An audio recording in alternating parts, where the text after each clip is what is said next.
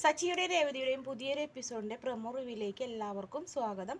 അങ്ങനെ മുത്തശ്ശിയോടെ ചെന്ന് നമ്മുടെ രേവതി അവിടെ ആയിട്ട് എല്ലാവരുമായിട്ടും നല്ല കമ്പനിയൊക്കെ ആവുന്നുണ്ട്.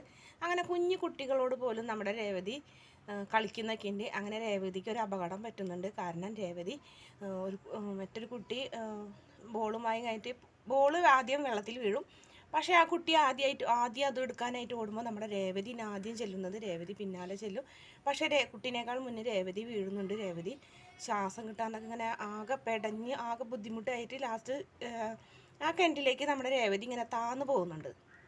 ആ സമയം തന്നെ കുട്ടി ഒരുപാട് നേരം നോക്കി നിന്നിട്ട് പിന്നീട് സച്ചിയുടെ അടുത്തേക്ക് പോകുന്നുണ്ട്. രേവതി വെള്ളത്തിൽ വീണ കാര്യം പറയുമ്പോൾ നമ്മുടെ സച്ചി ശരിക്കും പ്രാണനും കൊണ്ട് ഓടുന്നുണ്ട് കേട്ടോ. അതിനുശേഷം രേവതിനെ കിണറ്റിലൊന്നും കാണാണ്ടായപ്പോൾ സച്ചി രണ്ടാമതൊന്നും ആലോചിച്ചില്ല, നേരെ കിണറ്റിലേക്ക് എടുത്ത് ചാടുന്നുണ്ട്.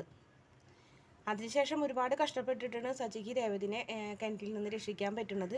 കൂടെ എല്ലാവരും ആ ഭാഗത്തുള്ള എല്ലാവരും തന്നെ അവിടെ വളഞ്ഞു നിൽക്കുന്നുണ്ടായിരുന്നു.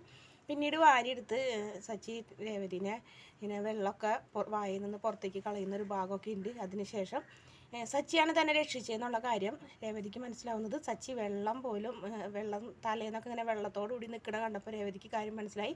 അങ്ങനെ തന്നെ മരണത്തിൽ നിന്ന് രക്ഷിച്ചത് സച്ചി എന്ന് മനസ്സിലായ രേവതി നമ്മുടെ സച്ചിയെ പെട്ടെന്ന് തന്നെ അങ്ങോട്ട് കെട്ടിപ്പിടിക്കിന്.